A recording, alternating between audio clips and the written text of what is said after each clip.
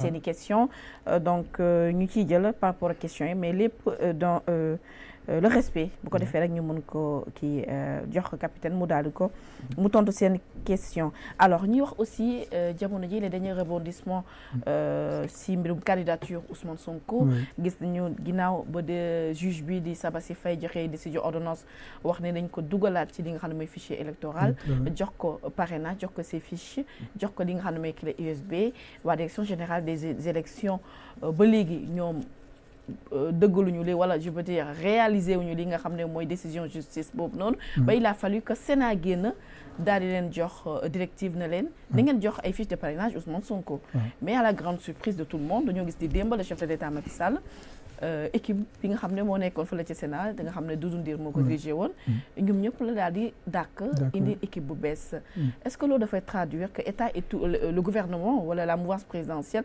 dañoo nekk ba léegi si benn logique empêcher ki nga xam ne Ousmane Sonko mu nekk candidat waaw xam nga loolu laa la expliqué sànq gis nga boo xoolee depuis 2021 lu indi sama radiation indi tout ce qui est arrivé jusque là te je pense que les Sénégalais honnêtes ont compris quelle est la logique du président Macky Sall c'est-à-dire kenn koo xam ne depuis 2011 la ñu ko nommé woon mooy le président de la Sénat koo xam ne mandat am 6 ans la woon nga bàyyi ko mu def presque le double de son mandat le jour où il prend une décision qui ne va pas dans tes intérêts nga relever ko mais loolu qu'est-ce que ça prouve que effectivement lu ñu doon joowee président Macky Sall en fait loolu la c'est-à-dire lui il a un projet peut-être qu'il veut sélectionner les personnes qui devront participer à l'élection te loolu mooy li ma la wax sànq gis nga loolu lan moo ko koy empêcher il faut que l'opposition fasse un bloc c'est-à-dire que les gens se regroupent et ce regroupement là c'est dès les parrainages gis nga tey bu ñu waxee ne ku ne na am na ñoo xam ne ils n'ont pas peut-être les moyens d'aller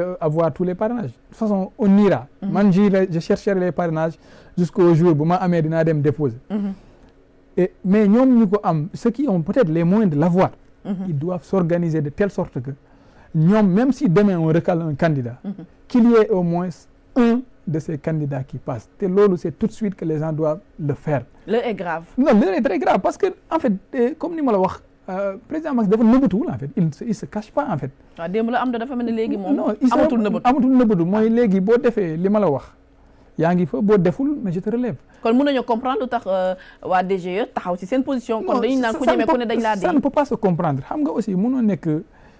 comment dirais-je mënoo nekk fonctionnaire nga prêter serment nga dem à un certain moment ñu lay def loolu loo xam ne xam nga ne di yoon mais le code électoral est très clair loolu da nga ko war a exécuter wala nga bañ ko exécuter boo ko deful mooy respecté woo yoon xam nga ko ñëpp xam nañ ko même le président de la Sénat nee na ko joxal fiche yi diw nga bañ xam nga je ne veux pas xam nga man souvent lu tax je ne veux pas trop aborder le problème la question de Sonko mooy fu ñu jaar tout le temps man bu may wax day mel ni damay manipuler. non mais là instant yi li ngay wax nii. waaw là c'est le candidat. qui est dans l'opposition moom mooy wax. effectivement même en tant que candidat nekkatoo capitaine. waaw même en tant que candidat.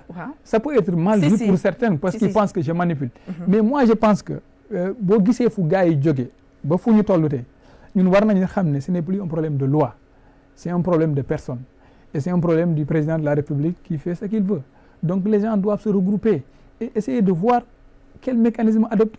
parce que comme ni ma la wax lu ñu yoon may kesel la ñu mën a utiliser bu la yoon mayee dara ku war a appliquer yoon bi ne la du ko appliquer yow nan ngay def da ngay toog xool nga xaar ba jour booy déposer parrainage qu'on recale tout le monde qu'on laisse seulement le candidat Amadou Ba avec 2 autres yoo xam ne ils sont venus pour s'amuser. mais après kon dans ce cas de figure est-ce que mënuñu comprendre ki nga xam ne mooy Boubacar Camara ndax nee na jamono jii yëf yi ni ñu ko tegee jeux yi ni ñu ko tegee c'est perdu d'avance ak situation bi nekk est-ce qu'il n'est pas mieux de reporter les élections est-ce que da nga ko ciy fekk non moi je pense que ce n'est pas une idée parce que kenn koo xam ne def na 12 ans mënul def yoon boo ko reporter pour 30 ans ça sera encore pire les gens doivent s'organiser def un bloc ñu xool ku ñu jiital ci kanam on se range derrière lui c'est-à-dire ñu diviser tâche bi qu'on essaye parce que ñii boo leen di gagner il faut leur gagner avec un score de 60 ou de 70% pour nga mën leen gagner parce que koo xam ne du respecter yoon kooku même boo ko gagné mën na leen gagné wala aussi. il faut que mu am score à la soviétique. te loolu pour mu am il faut que sénégalais yi c'est-à-dire il faut que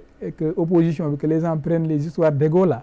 ñu teg ko fële ñu ñëw ñu toog ñu waxtaan sinon les Sénégalais ne vont pas nous pardonner parce que aujourd'hui moi je suis sûr et certain que la majorité des Sénégalais veulent que ça change. man loolu laa yaakaar. d'accord alors ñu ñëwaat ci suñuy question avec les internautes. ki nga xamante ni moom mooy Daouda Seye nee na capitaine est-ce qu'on peut attendre 11 jours une alliance entre capitaine Touré et Ousmane Sonko? Oui, Ousmane Sonko n'est pas pour une alliance. Alliance politique, je veux dire. Une alliance politique. Bien sûr. Ousmane Sonko n'est pas encore libre. Mais moi, je travaille avec des personnes. Yoo xam ne dañoo défendre, on est dans le mouvement, je ne suis pas seul. Si la majorité est d'accord à ce que moi je m'allie avec des proches de Ousmane Sonko ou Ousmane Sonko, mais je ne dirais pas non, parce que ce qui m'importe, c'est l'intérêt des Sénégalais. Et en l'espèce, moi, depuis que cette histoire a commencé, je sais pourquoi il demande ça, mais depuis que cette histoire a commencé, je n'ai jamais utilisé cette histoire pour des histoires politiques et autres. J'ai fait ce que je devais faire. Si je devais refaire, je ferais même la même chose.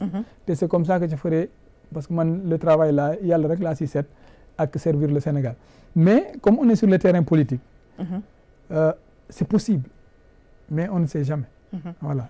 xam naa ne moom nit ñi daal je sais pas les internautes ils veulent tout que coûte avoir une relation avec Sonko kii nga xam ne mooy Moulay Mané moom nee na ma question est monsieur Touré si jamais Ousmane Sonko est élu président est-ce que vous comptez travailler avec lui?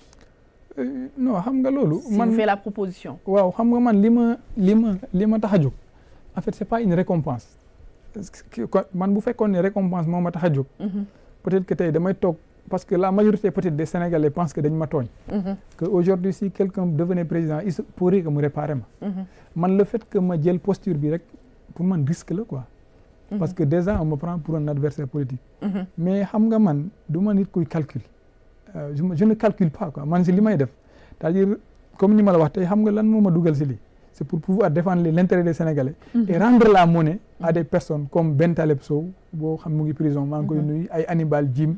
Cheikh Omar Diagne comme voilà Cheikh Omar Diagne voilà Cheikh Omar Diagne il y a aussi l'autre comment il s'appelle Hannibal Djim c'est des gens qui en fait en certain moment ay Ousmane Diagne dañoo taxaw en fait voilà dañoo taxaw en fait xeexal ma quoi xam nga nit bu la xeexalee sans attendre rien en retour ñooñu man je pense que tu peux le rendre la monnaie mais tey naan non damay croiser les bras bu rombee je serai récompensé wala bu rombee man après foofu laay gën a am crédibilité mais foofu tu te bats pour qui? Pour toi politique am nañu koy. Mais actuellement c'est actuellement que les Sénégalais ont besoin bu fekkee ne actuellement tu peux pas défendre les Sénégalais yow tu c'est tes propres intérêts que tu règles après. Et moi sincèrement c'est pas peut-être que je le fais tout de suite bu jeexee après je continue mes études parce que actuellement je suis obligé d'arrêter même mon doctorat. Pour oui parce que loolu mënul ànd ak lii tu ne peux pas dormir les gens t'appellent matin et soir. Tu es obligé d'élaborer un programme, de discuter avec les gens. Et émission moom heureusement pour man je ne prépare pas les émissions damay ñëw toog waxtaan. xam naa ci dara waaw. alors Talla Diène nee na lan mooy sa programme pour daara yi. Pour daara waaw boobu moom xam naa man personnellement sincèrement avec ce court temps là pour wax la dëgg man c'est le programme de PASTEF boobu moom xam naa ne c'est un bon programme. parce que ils ont dit que au lieu que ay c'est-à-dire au lieu que par exemple juste même aussi le rapport avec les familles religieuses et tout ça. Ils ont une excellente proposition quand même parce que ils disent que au lieu que ngay xaar à chaque magal wala chaque mawlud nga dem di yóbbu xaalis wala di jàppale mais que tu crées une structure boo xam ne va être en rapport direct pour gérer les daara pour gérer aussi les familles religieuses ce qui fait que dinañ am budget dinañ am lépp c'est-à-dire les daara seront comme les écoles comme école état bi voilà ñu impliqué ko dans la gestion. Ça veut dire que vous avez lu le programme de PASTEF? Oui, j'ai lu presque tous les programmes mais c'est un très bon. De PASTEF j'ai lu tous les programmes presque mais c'est un très bon programme. De Taxawu Sénégal aussi vous l'avez lu? waaw oui j'ai lu xam nga am na ay passages yoo xam ne lire naa ko quand même waaw mais lii moom flyers bi dafa am fu ma ko gis j'ai tout lu quoi mais boobu moom c'est intéressant. D'accord. Question yi vraiment bari na mais mënuñu jël yëpp parce que aussi gis nga on devait arrêter depuis 20h. mais 21h la ñu waroon arrêter 1h d'émission la mais tey moom comme suñu premier numéro la. c'est vraiment question yi gis nañ ni les internautes sont très accrochés. Ils sont 2000 yoo xamante ne ñu ngi suivre vraiment di rafetlu bu baax a baax. le choix de notre invité ak aussi li nga nekkee ak ouvert vraiment transparent. question bu ñu la posé yaa ngi koy tontu ki nga xam ne mooy di xaar kaddu nee na am na solo. maa ngi remercier bu baax a baax ki nga xam ne mooy capitaine Touré ñi ngi rafet la gis nañu daal capitaine gars yi daal jox nañ la bopp di la nuyu bu baax mais aussi il faut ñu wax aussi les derniers rebondissements am na lu fi xew fële ca Kaolack muy mbirum présumé borom ñaari tur yi